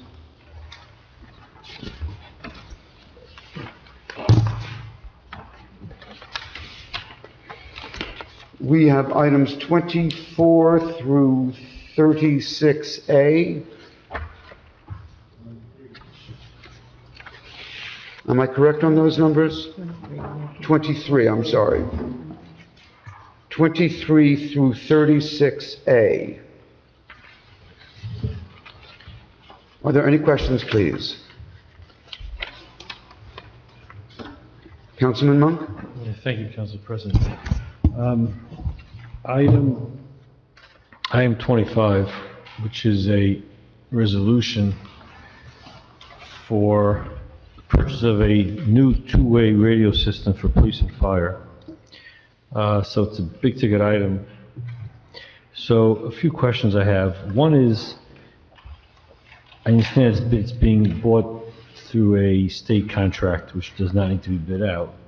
But more importantly, who's involved with the specs of it? You know, you look at different model numbers, you go online, there's a 4000, there's a 4500. So many different systems out there. It's extremely complex. And if we're changing over the system, I'd like to know when's the last time we changed over the system? And if we're changing over, are we changing over for the next 2 years, or we're getting the up and up latest, with all the bells and whistles that will take us another 10 years? I guess we'll start with those questions. May I, Councilman? So I was grinning because some of my gray hairs that have been added during the last several months was due to this radio system. We are running on Motorola's that are probably closer to 20 years old. They're at their last leg. This has been months and months of review from the mayor's office, the mayor, the chief of police, the deputy chiefs, the dispatch center, our IT division, everybody under the sun, a number of vendors. So this was not the final vendor. In fact, till not too long ago, it was not even going to be this vendor if it wasn't through some of the discounts that were allowed through the state contract that allowed us to reduce the price. And, I don't see the chief here because he was a big proponent of the Motorola, because what we currently have that lasted over 15 years, 20 years, was a Motorola brand. Not that I'm trying to plug in any brand, but, they have proven to have some longevity. And because it is a big ticket item, this funding will not be available again. This is one of those American Rescue Plan items that was allowed under the statute for us to be able to do it. Without that, we would have struggled to meet our needs of the police department and their radio system. Another thing that is not on here but will be included as part of the overall restructuring is an update to the software system, which is also outdated, and repeaters, which is a huge thing within the city that were needed to upgrade all of this. Just for those of you that know a little bit about technology, we were running on analog. We had no digital, just so you kind of know where we were. So this was, I guess I was asking, we see there are many projects in town where, as we see on this agenda itself, we have hiring a engineer for, 6 figures just to do planning, right? So this is something big. This is our safety, right? Public safety, right? And to get it right. So, but I guess the administration is very comfortable with the in-house expertise. So please, I'm not doubting or questioning the people we have in the police department and IT, but this is something that we're really good to go with. Councilman, this specific negotiation was very difficult. And initially, we were not going to go with this vendor. It got pretty contentious, and let's see how much we can share. Mr. B.A., can you share the original number that was given to us before my response was, we're going a different direction. Yeah, it was almost double this number. It was over $2 million. We spent over 3 months fighting to not only receive all of the services that we have, to try to remain consistent at the direction of our chief, who I believe the business administrator already shared, was adamant that the longevity of the product and the quality of the product was something that they felt comfortable with. However, the pricing was not what we felt comfortable with. But yes, we fought for months. This was not an easy one. So to say that we're comfortable, to your specific question, more than comfortable, we got them down to match the numbers of the other vendors that would have been all new systems. Well, thank you. Appreciate all the effort, to make that happen. Another question I have is, in the specs, there's like 180 radios or so, whatever it might be. Do police officers, does each one have their own designated radio? They can't share, they can't, you have 30 guys on a shift, everyone just grab a radio, and good to go, instead of having 180 radios. I don't know. Yeah, I'll try to answer that. I think it's kind of like lending someone your underwear. I mean, you don't have a car for every officer have their own car, right? Well, to make it easy, the car example is great. Let me see if I can answer, and I know the chief would give more detail. If you have one car that's used by 10 employees of the city, and at the end of the day you go, who crashed it? In certain items, which become so crucial for public safety, you need specific accountability. You need to make sure that individuals can be held accountable if someone damaged it, if someone lost it, if someone misplaced it. So what happens is, and you could probably go back through records, but it is extremely important that, especially because of how important, it's paramount that they are in peak performance, because they are the primary means of communication in terms of an emergency, that not only are individuals accountable for it, but the wear and tear on it can be limited, rather than giving them out to various individuals and then going, which one of the 10 officers who used the same radio was the one who dropped it 6 times?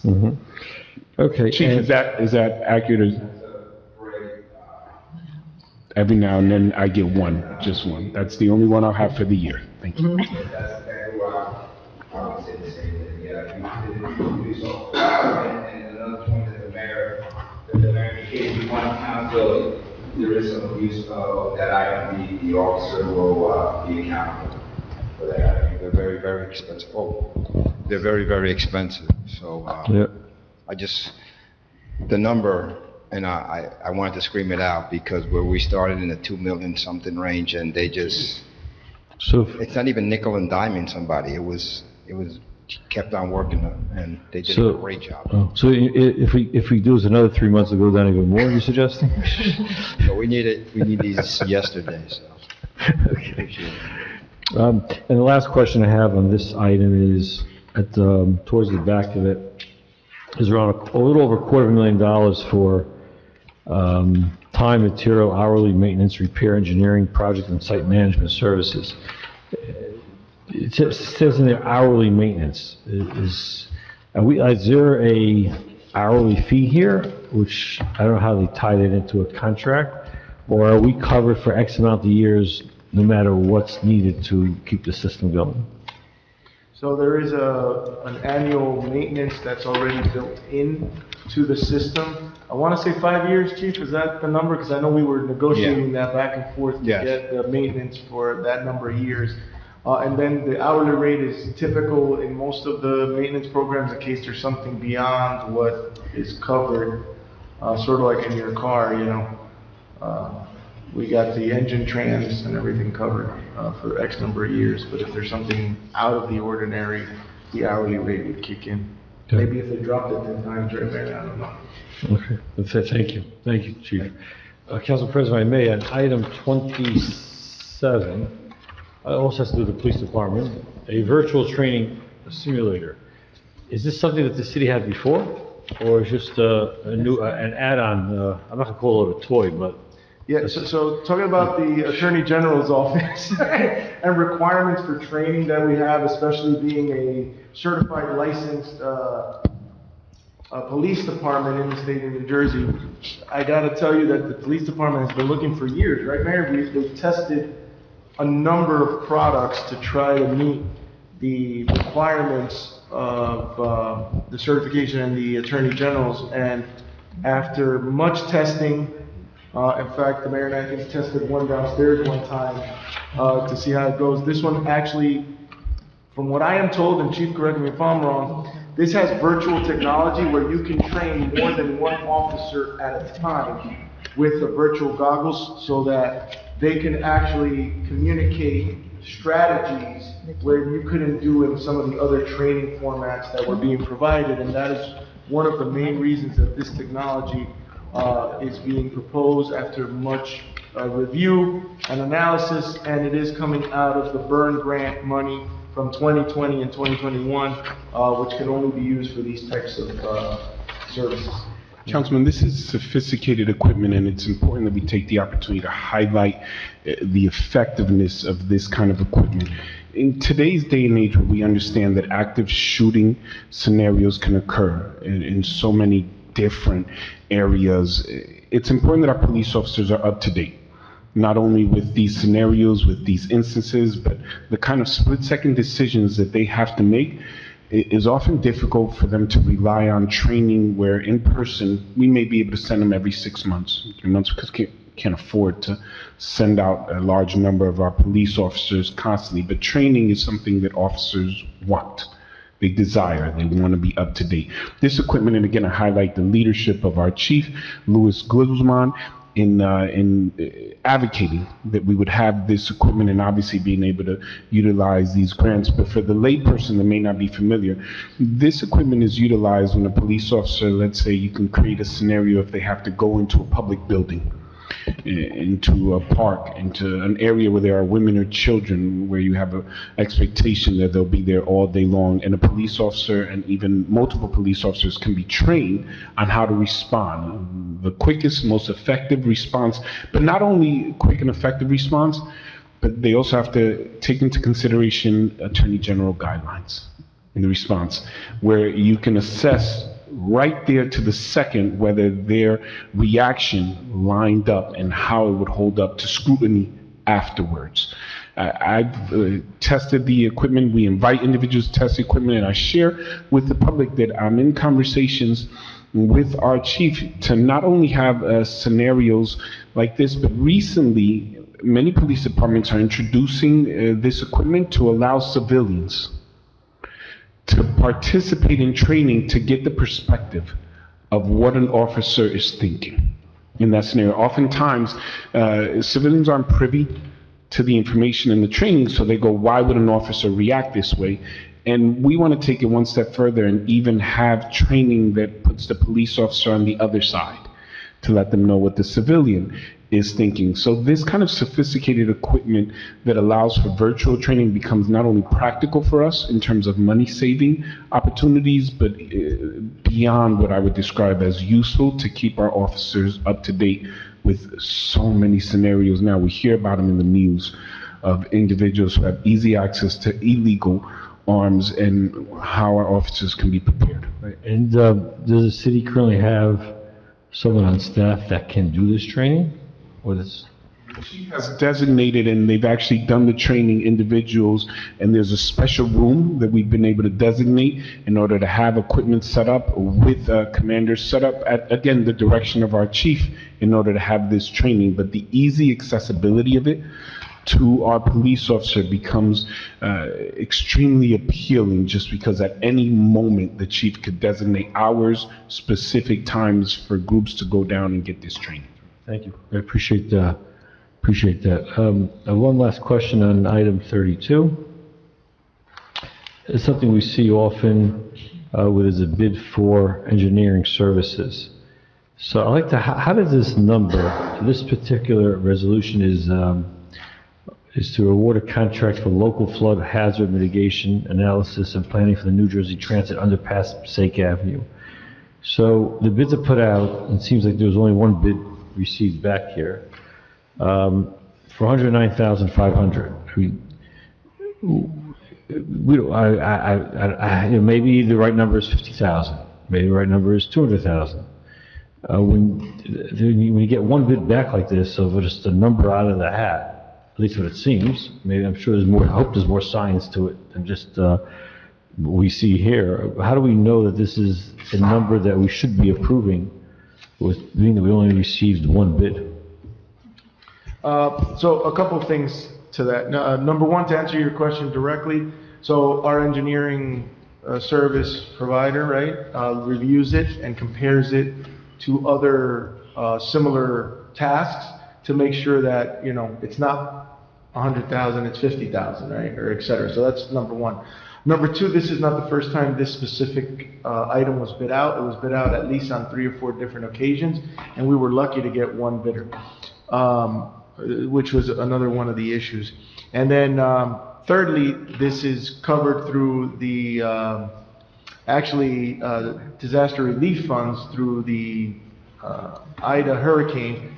As the mayor was clear, this is the underpass where the car got stuck and the fire department had to do life-saving measures, and unfortunately one of the individuals couldn't. So this has been a long, ongoing process through a number of engineering firms, not just our current engineering firms, looking at what can be done. And then finally we got someone that completed the bid to at least do phase 1, which is figure out what the issue is that's creating this flooding, so that then we can develop how to address it, which would be then the future construction. So, okay, so this bid is a flat bid, or is it per hour billed up to 109,000? No, so they end up it's broken figuring down by tasks. So to answer your question, so each task has a certain dollar amount with items that need to be completed for them to receive that dollar amount. It's not an hourly. There is an hourly rate for any items that we may exceed that are not within those specific tasks. But this is based on tasks. We don't even need to use all the tasks depending on. So the one thing we know for sure out of this 109 is that the first task, which is the analysis of what was the problem, is happening, right? Depending on what happens from there, the other phases would then follow, which is not untypical of these types of bids. Okay, so let's take this resolution as an example. So if you go down, 5th paragraph down, whereas the evaluation committee reviewed the proposal received and recommends that the contract for local flood hazard mitigation be awarded. So currently, like this resolution itself, who was that evaluation committee? Who is that evaluation committee? The engineer and their staff and the purchasing department reviewed the bid. And then there's a recommendation that typically comes from our engineer. You know, depending on the department, depending on the RSP, but what we try to do is the department that is going to be dealing with the contract is the one that reviews it with the purchasing department and makes a recommendation.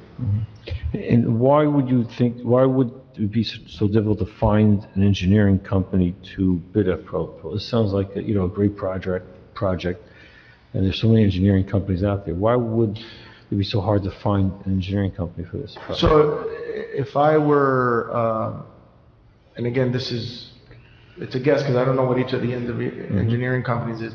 This is not just a straightforward technical engineering plan, right? There's an analysis and there could be environmental components because of the nature of the area that it's in that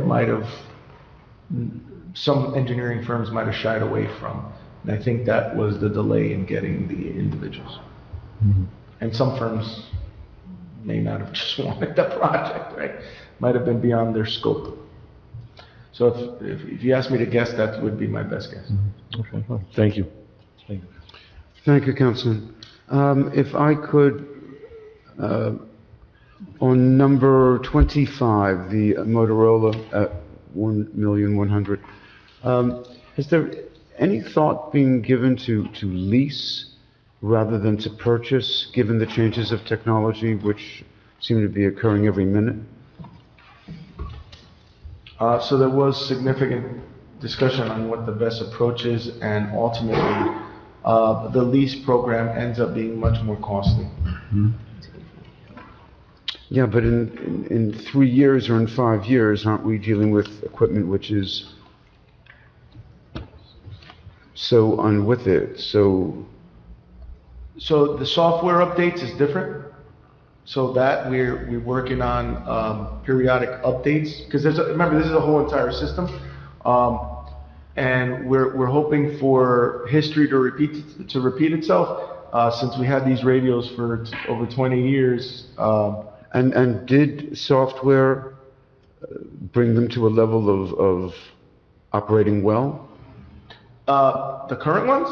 Yes. The current ones, throughout the years, we've patched them together to work to a level now where 20 years later, it's way beyond its life expectancy.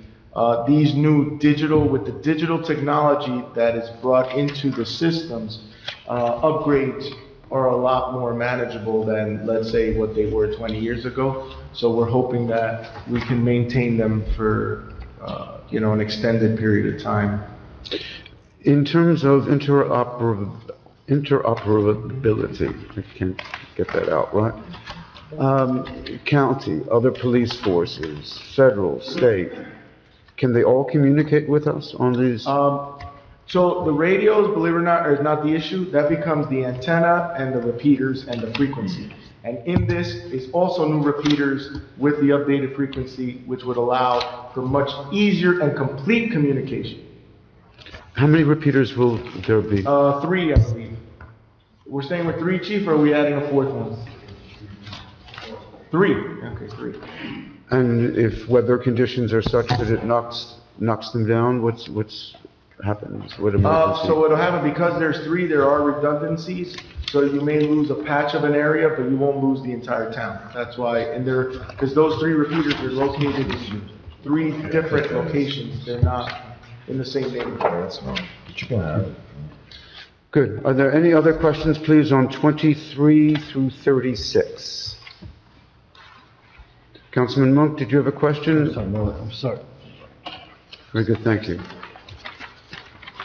Seeing none at this time, forgive me if we do this a bit convoluted. On number 35, please, is a resolution appointing 2 members to the Passaic Housing Authority, a new appointment of Mr. Henry Rhodes, and a reappointment of Mr. Delmas Fernandez. Who is the maker on Mr. Rhodes, please? I am, Council President. Councilman Love, and on Mr. Fernandez? I am, Council President.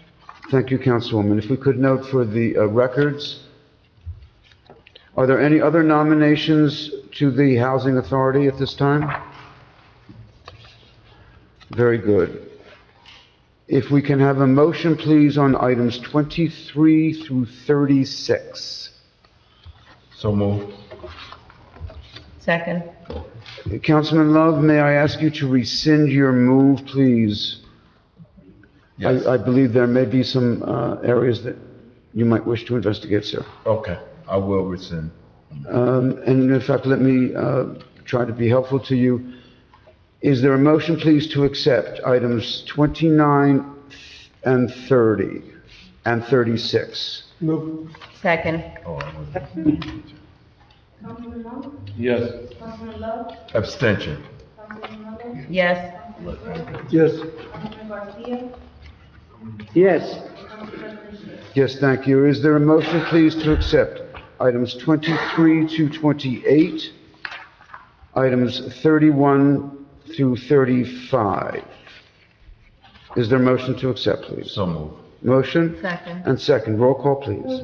Councilman Monk? Yes. Councilman Love? Yes. Councilwoman Miller? Yes. Councilman Schwartz? Yes. Councilman Garcia? Yes. And Council President Sher? Yes, thank you. We are up to ordinances for introduction and first reading. Number 37, an ordinance amending the City Code of the City of Passaic, Chapter 295, Vehicles and Traffic, Article 12, Schedules, Section 32.1, Schedule 14, Stop Intersections, to add additional stop sign at Carlton Place, intersection of Spring Street. Is there a motion, please, to sit down for second and final reading at our meeting of June 13? Is there a motion, please? Move it. And second, please. Second. Motion and second. Thank you. Roll call? Councilman Monk? Yes. Councilman Love? Yes. Councilwoman Miller? Yes. Councilman Schwartz? Yes. Councilman Garcia? Yes. And Council President Sher. Yes, thank you. Number 38, please. A proposed ordinance amending the designation of restricted parking for disabled persons by New Jersey license plate number. Is there a motion, please, to accept for second and final reading on June 13th? So Move it. Motion and second, please. Roll call. Councilman Long? Yes. Councilman Love? Yes. Councilman Mello? Yes. Councilman Schwartz? Yes. Councilman Garcia? Yes. And Council President Sher. Yes, thank you. We're up to 36A. 38. I'm sorry, 38. 38. 38, period. All right. Susie, it doesn't have to be read in the record, does it? 38-8. By title only? Ordinance amending sections 5-5, organization, and 5-10, regular meetings of the Code of the City of Passaic.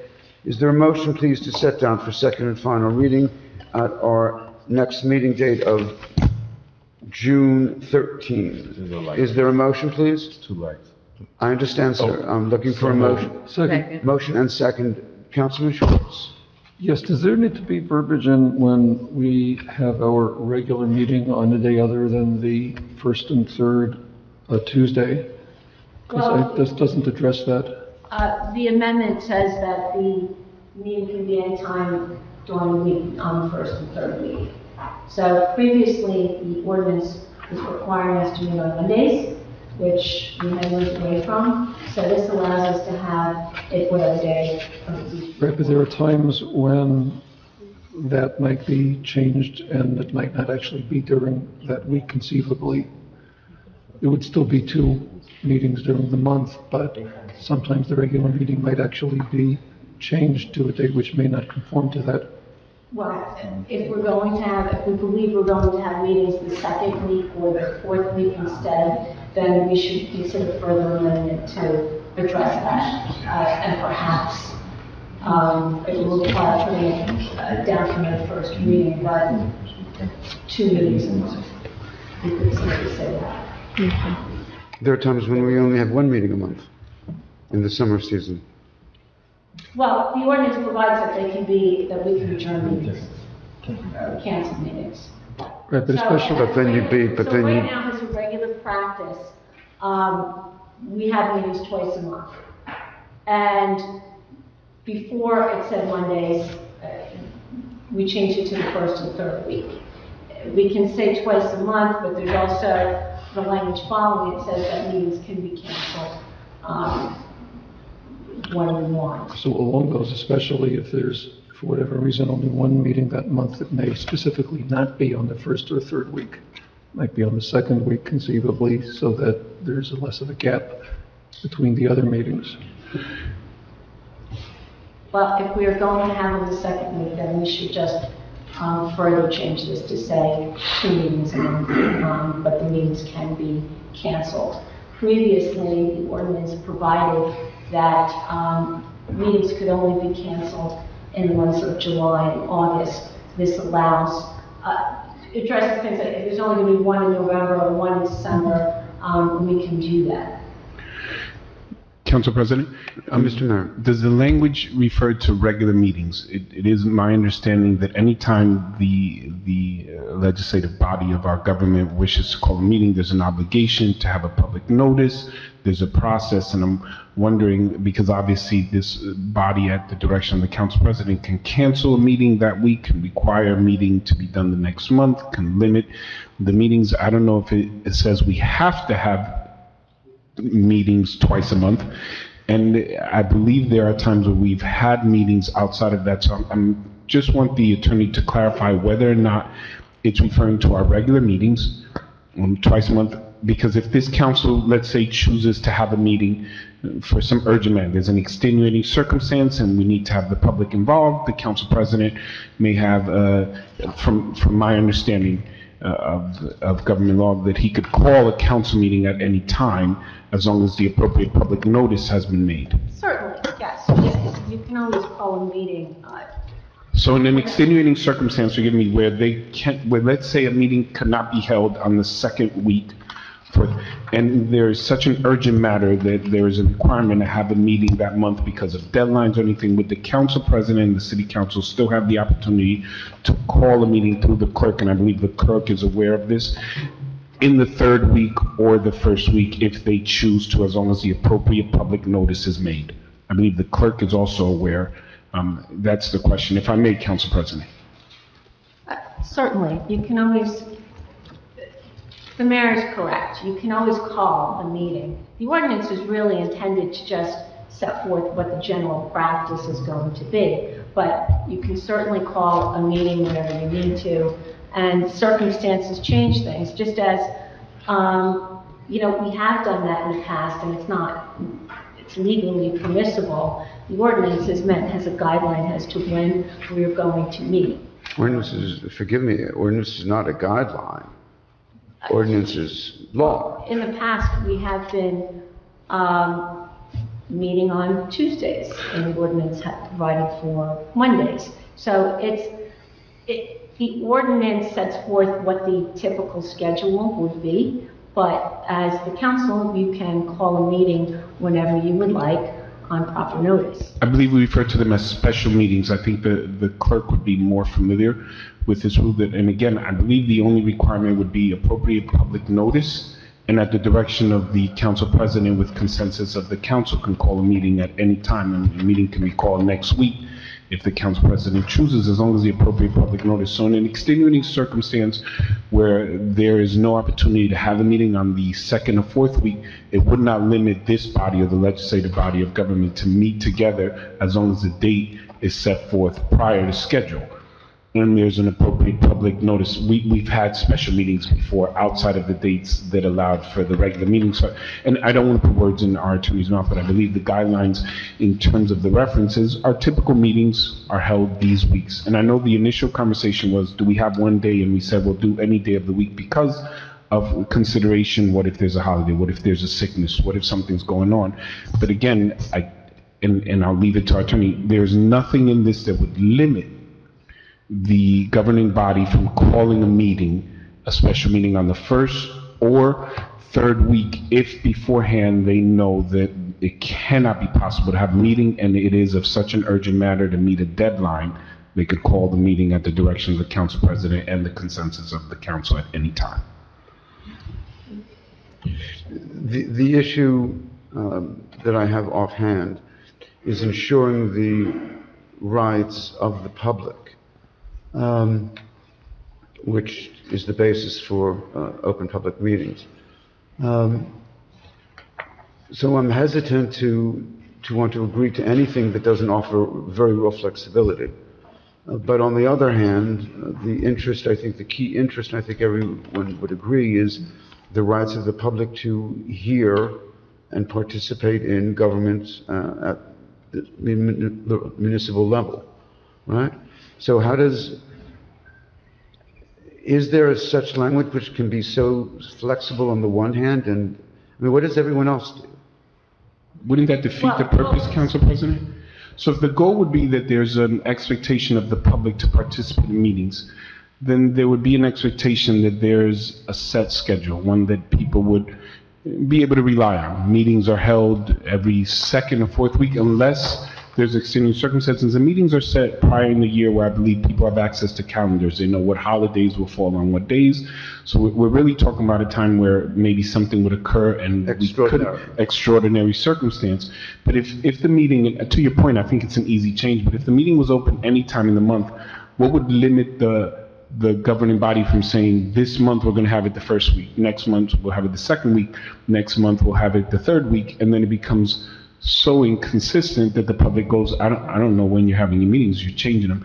I think initially the goal was to have an expectation of a schedule that people can expect. This is what's going to happen, and then the council still has the ability, the liberty to change it in extraordinary circumstances. Sorry.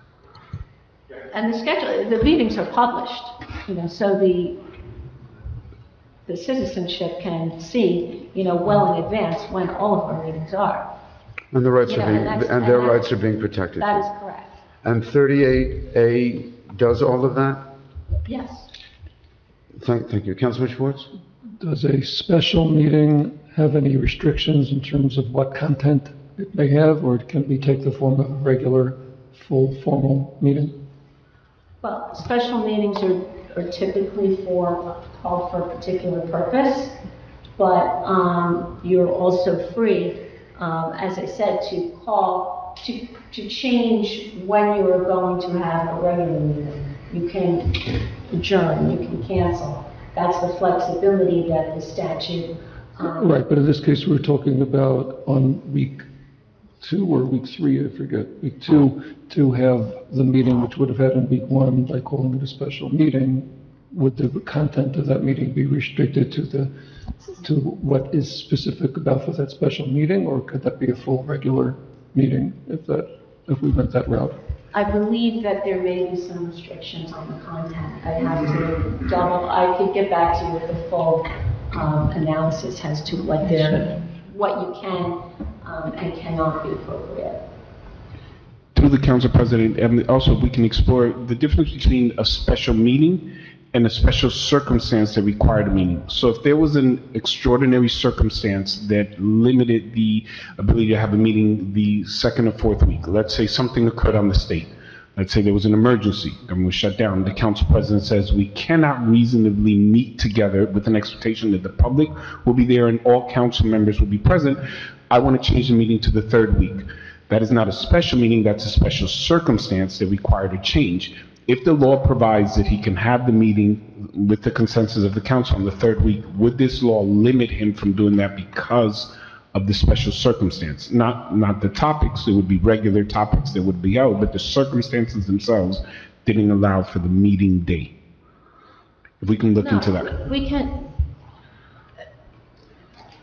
You are free to schedule the meetings. If there needs to be a change, and we have been operating with changing meeting dates for the past several years at least, you can do that. With 48 hours notice. There are things that arise that someone needs to be someplace. There's something else happening. There's some emergency. And the way we protect the rights of the public is that these meetings are published well in advance. So if next week, instead of Tuesday, a meeting was going to be on a Thursday, well, that's published, and the public has notice of that.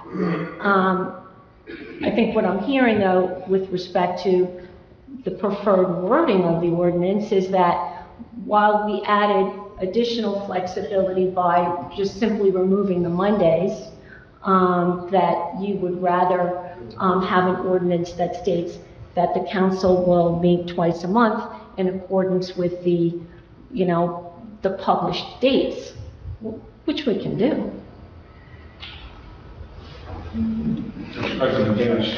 My concern with that only is not us. I think this body is a reasonably operating body. My concern is that in the future, and again, 48 hours, because precedent has been set in the past with the council president. 48 hours, I believe, is legally required. Yes, that's what I'm saying. What I'm saying is, because there's been precedent, if an extenuating circumstance, an extraordinary circumstance occurs, this legislative body can state, we're not having a meeting now, we're going to have the meeting next week, as long as we have 48 hours. If this occurred on a Thursday, it would be 48 hours, not just the Friday, but maybe the Monday instead of the weekend.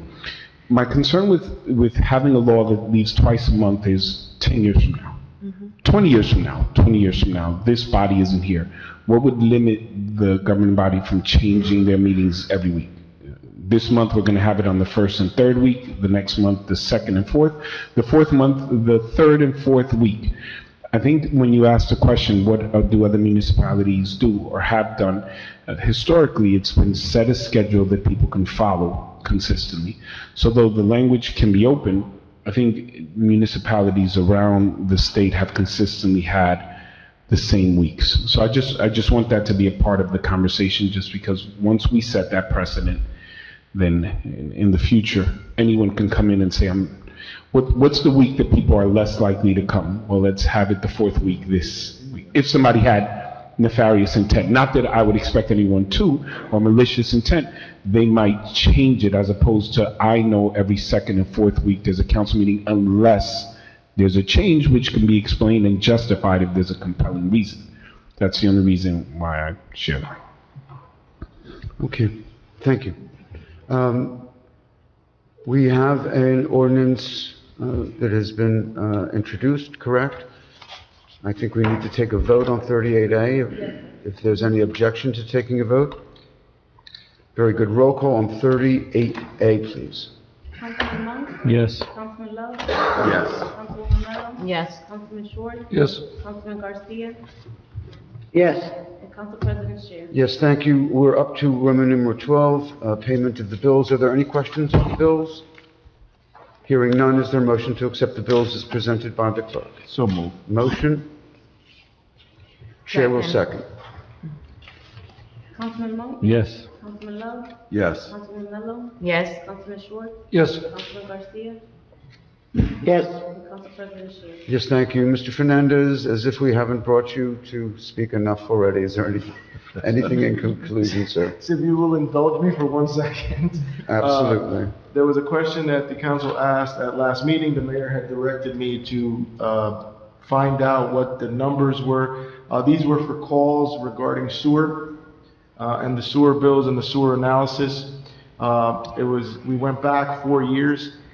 So it averages roughly around 300, a little over 320 calls a year.